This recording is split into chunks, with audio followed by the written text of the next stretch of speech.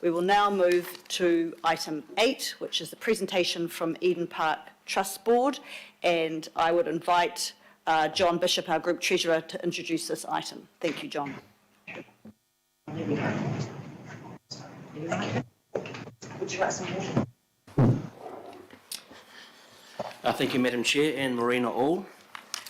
So this presentation today from Eden Park stems from the 2019 resolution of this committee, which invites the Eden Park Trust Board to report to this committee on at least a 6-monthly basis.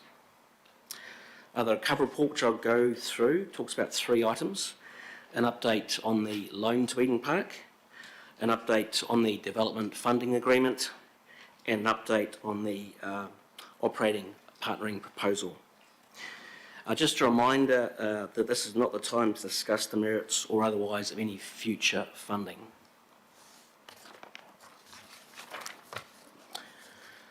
First of all, with regard to the loan, the balance at the end of August this year remains stable at 48.75 million.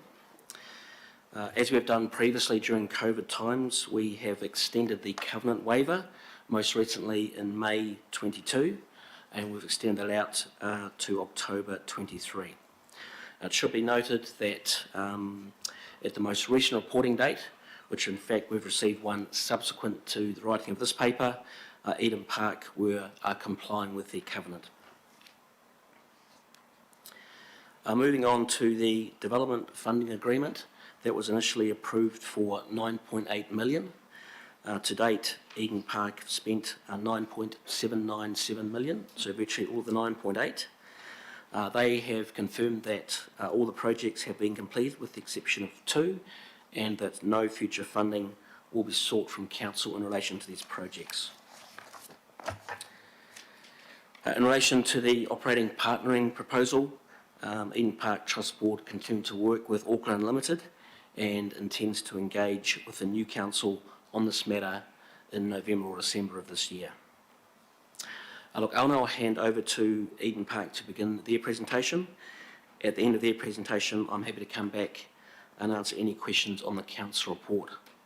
So on that note, I'll hand over to Brett Stanley to introduce the Eden Park team.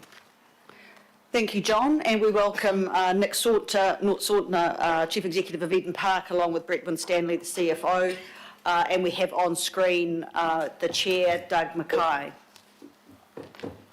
Welcome, gentlemen. Morena, thank you, and as you've mentioned, Madam Chair, Nick Sortner to my right, CEO, and Doug Mackay, the Chairman, on the screen.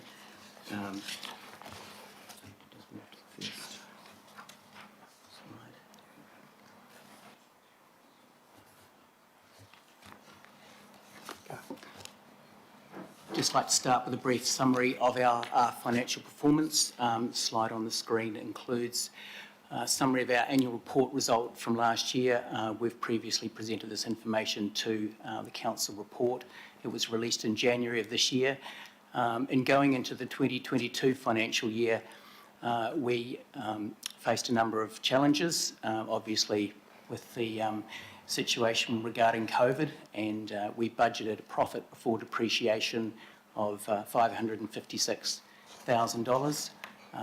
The numbers to the right, the forecast for the financial year, include the additional funding we've received from council grants and government COVID grants. They're noted at the bottom, 4.222 million and 181,000. So please bear those in mind when you review the profit before depreciation forecast for the year of $5.813 million. So net of the 2 grant figures, we're currently forecasting a budgeted profit before depreciation of around 1.4 million, which is a good position to be in, bearing in mind the budget figure of 556.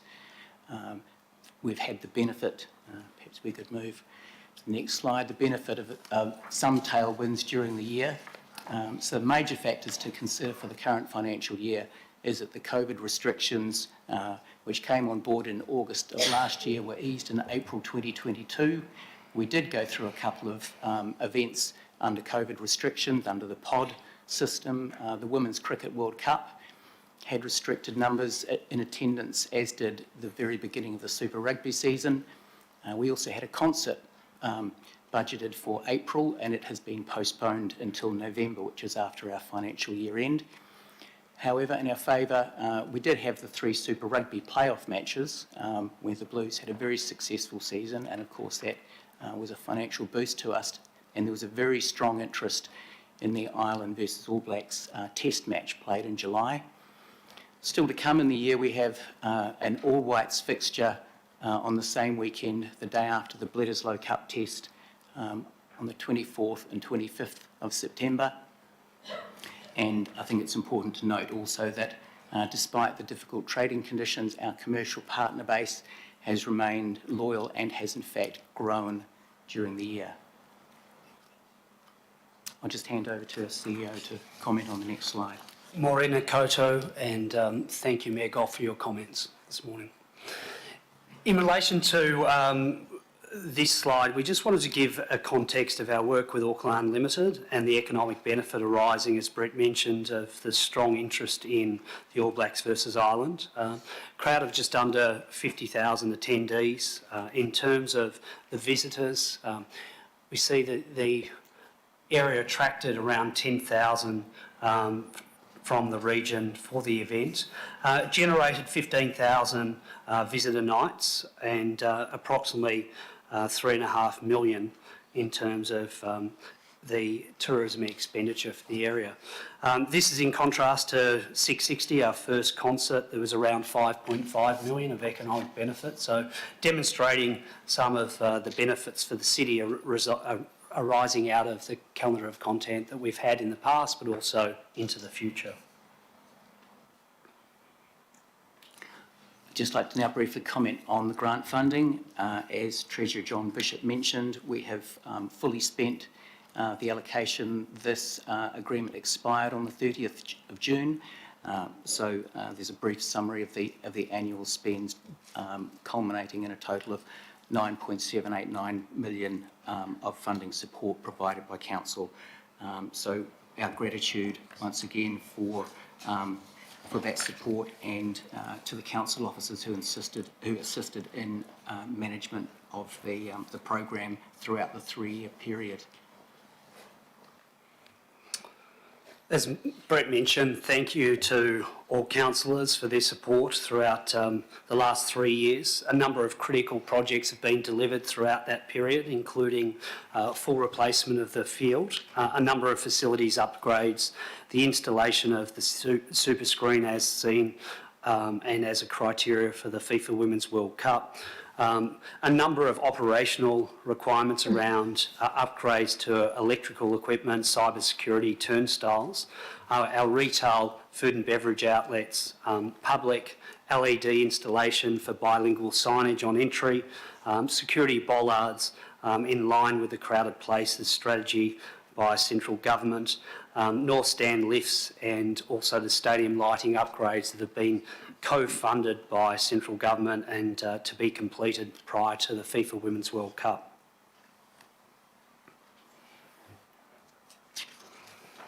I did want to take the opportunity, given it has been a 3-year journey, to talk through some of our achievements and appreciation and engagement with the community. As some councillors will be aware around the table, over the last 3 years we have been on a journey to engage with the community, and one of those programs was the Hood, our Neighbourhood Supporters Club. We now have 1,400 members, 12 schools and 350 businesses, integral to the daily operations of Eden Park.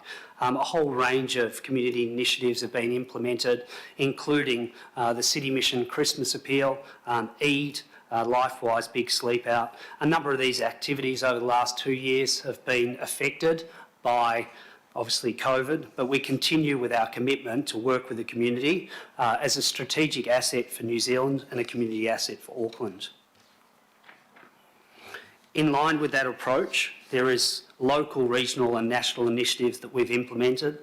Possibly one of the saddest days for me in New Zealand was the passing of Matthew Hunt and the funeral at Eden Park. but in terms of the impact for our police force and our ability to work with the family following such a tragedy is something that I'm sure people will never forget, and the legacy of the blue seat at Eden Park for Matthew Hunt and the family is something that we're all very proud of. We have a number of community initiatives with the Auckland RSA, with community gatherings such as Eid. We reflect on the tragedy of the Christchurch terrorist attack and our ability to host the commemoration service at the park and work with the Muslim community in line with hosting Eid on the 2 occasions each year. With regard to Te Matatini, I had the privilege last night of being at the museum with the Women's World Cup that is under now a month away, and a number of kapahaka groups were performing last night. That is a festival that happens once every 20 years. It has been postponed, but it will be the biggest stage for kapahaka on our national stadium as we deliver that over the next 5 to 6 months.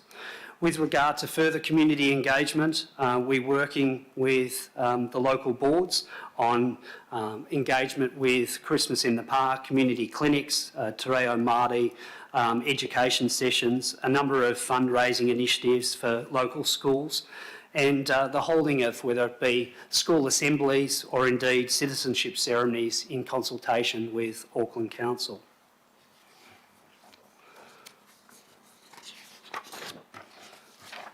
Again, part of our strategic intent over the last 3 years has been to see greater inclusion and innovation through diversification. That's included the creation of our G9 golf tournament that now we've seen that licensed to Australia. Last weekend we had some councillors attend Art in the Park, a hugely successful initiative for over 100 local artists to showcase their works in.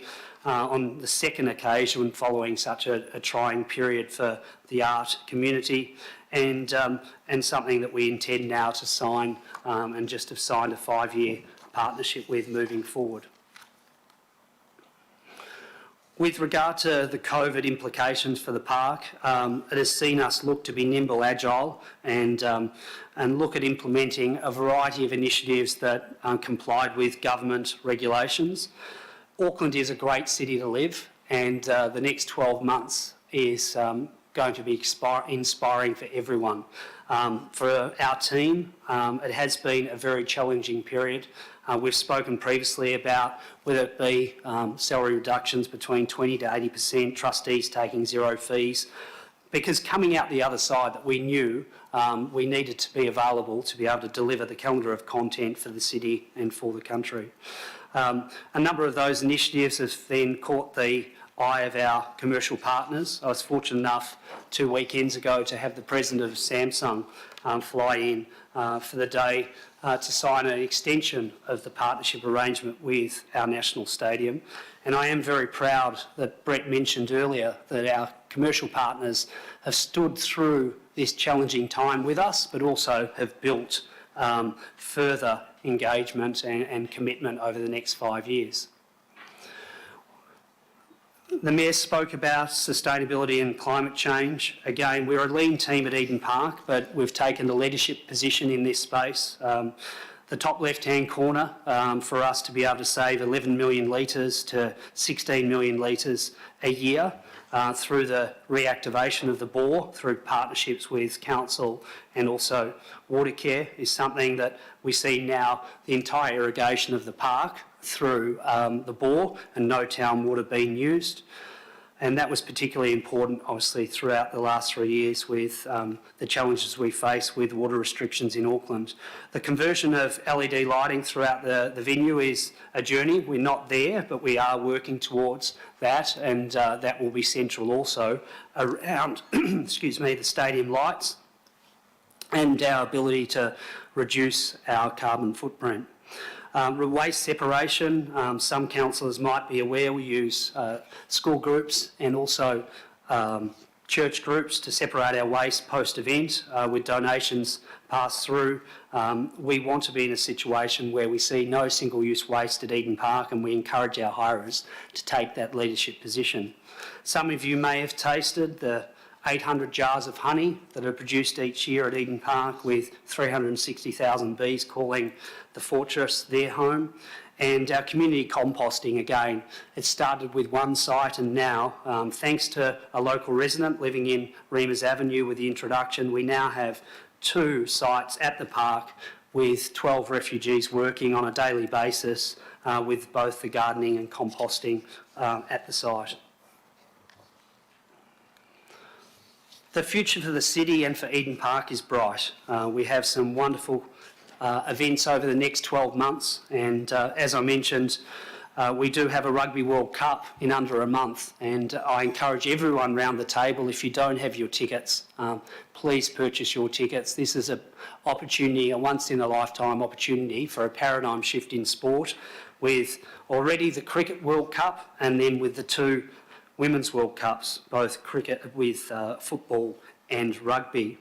In relation to our calendar of content, we also have the likes of Billy Joel, Ed Sheeran, Guns N' Roses, 660 and Tomatatini all playing within the next 12 months.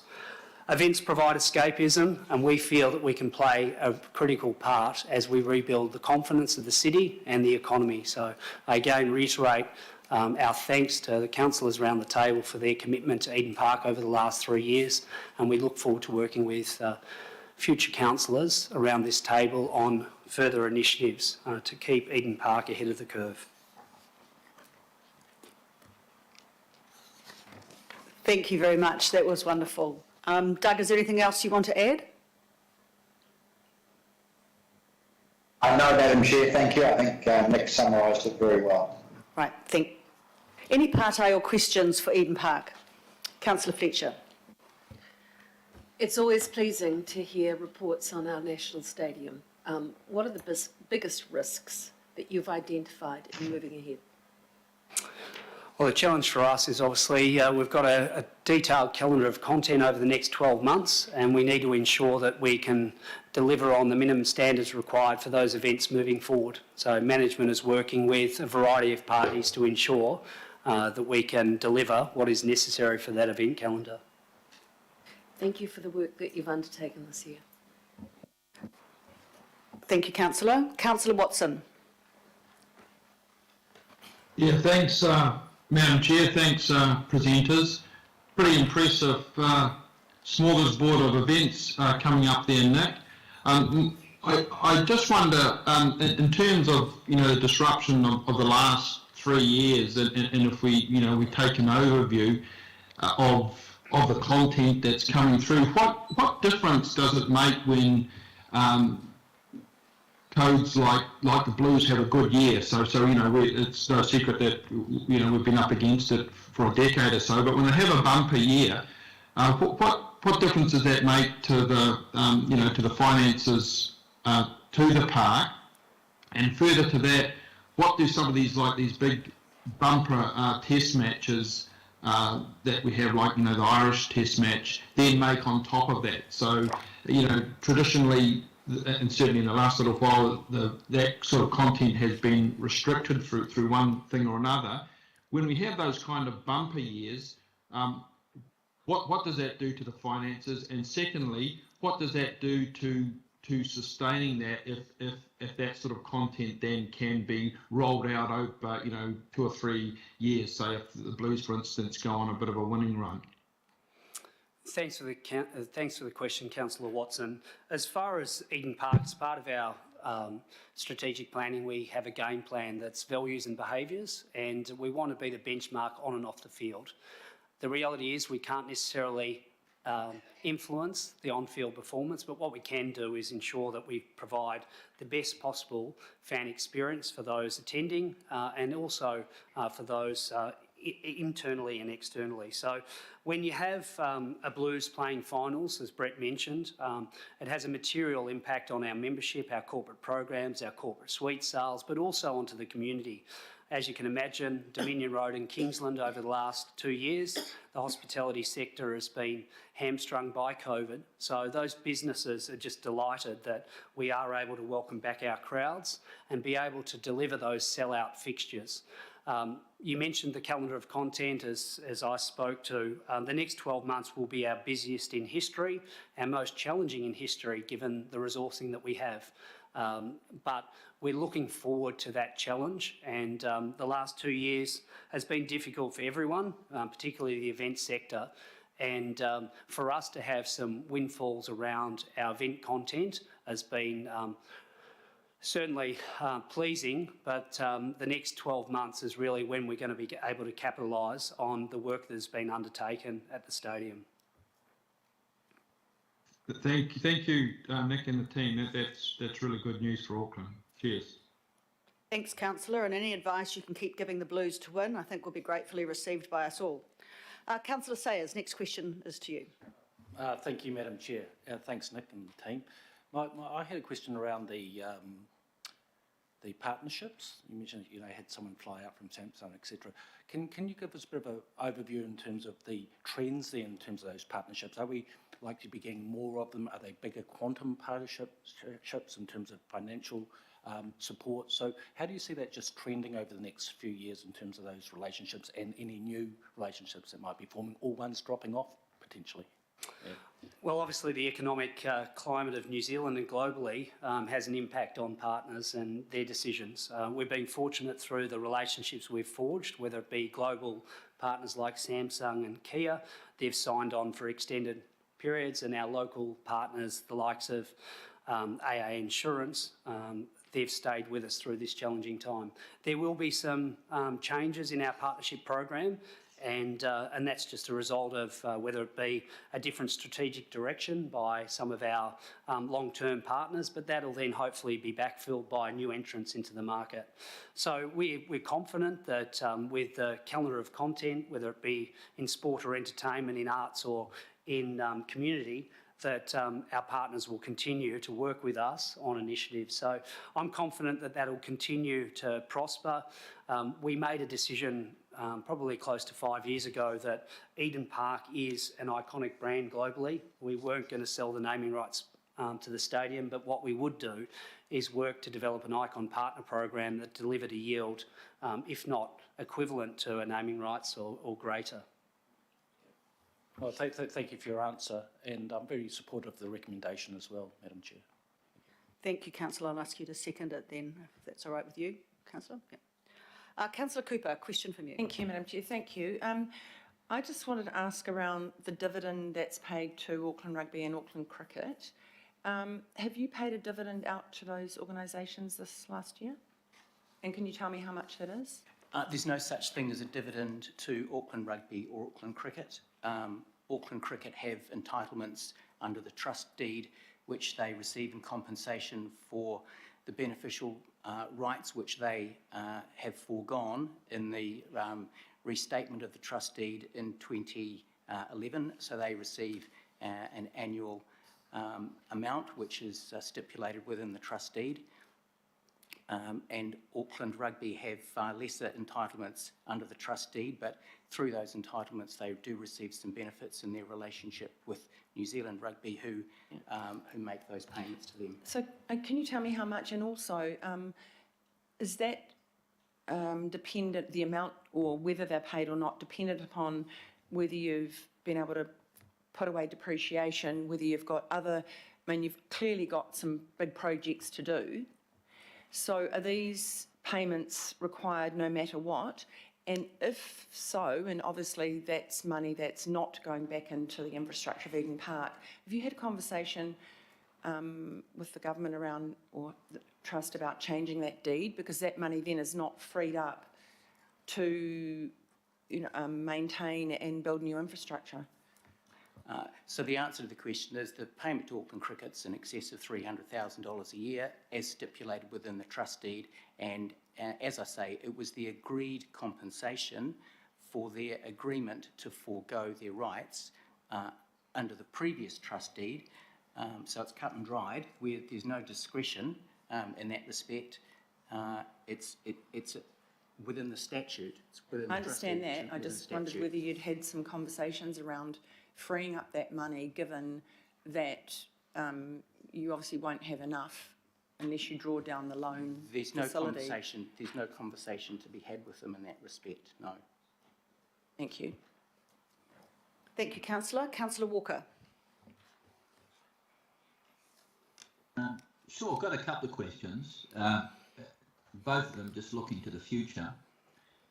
So we have the situation where the City Rail Link is going to be coming on stream at some point in the future, and quite obviously that will have a significant impact on transport to Eden Park for any number of events, and I would also anticipate that it will also liven up the offering around Kingsland, because it's going to be incredibly busy there. So is Eden Park actively looking to plan for that, do some foresighting and backcasting on the transport impacts and also the opportunities? Thank you for the question, Councillor Walker. We're actively engaged with CRL around the impact on our attendees to the venue. Currently, we would see over 60% of our patrons attending the venue via public transport, particularly the rail service. We also are actively engaged with Light Rail and met only this week with the Chair and CEO of the project. Though both projects will have a material impact on the fan experience, but also the connectivity back to the CBD. So it will be critical for our patrons. Thanks, Nick. The other question I've got goes to your sustainability initiatives.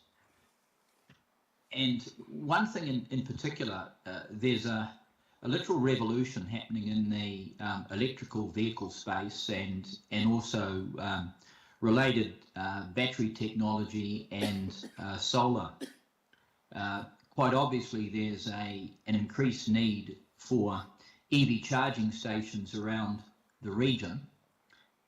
And I wondered if Eden Park had any communications with Tesla and other providers around that could also generate revenue as well as providing a service.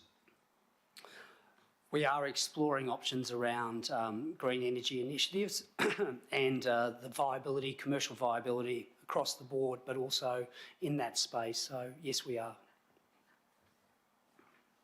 And the last question, just in respect of your sustainability initiatives, on the face of it, they look really world class. Is there any benchmarking across stadiums as it goes to sustainability initiatives? We work with... Internationally?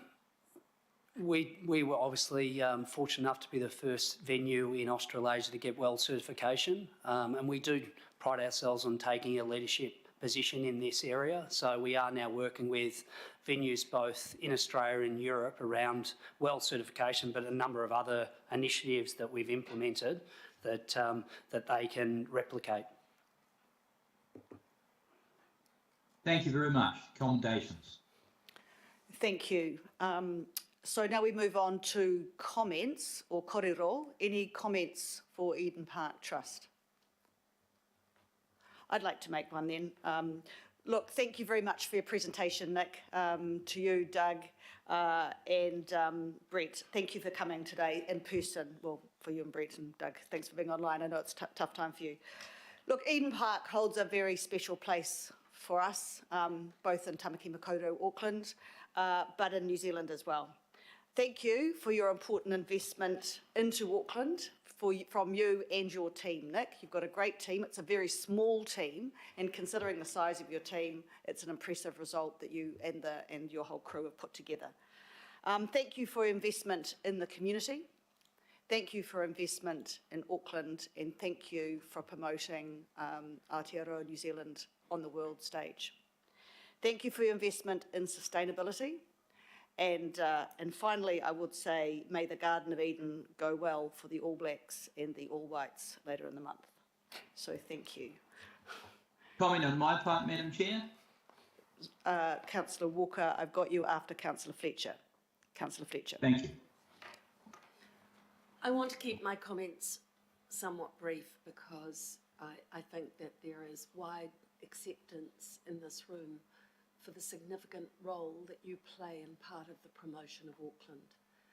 But may I, at a personal level, to both your chair who's present online and yourself, Nick, thank you as a local resident in Mount Eden for the careful way in which you have woven Eden Park and the activities into the lives of the community, doing a great deal to heal the differences that were experienced in the past. 20 years ago, there was often open warfare between the community and the park and the activities that were held. While I don't pretend that everybody today is perfectly happy, I think you have gone out of your way to understand the importance of having that community as your champions. And the work that you've undertaken within the community, as well as that regionally, nationally, internationally, I think needs really special recognition. It's been an honour to work with you, and I really wish you well with all of these events that are moving ahead. But thank you, Doug, thank you, Nick, and your team for everything that you have done, because it might look easy on the surface, but I know how much hard work has gone on behind the scenes. Thank you. Thank you. Thank you, Councillor. I think the order on the chat might have put Councillor Watson first and final comment from Councillor Walker. Councillor Watson.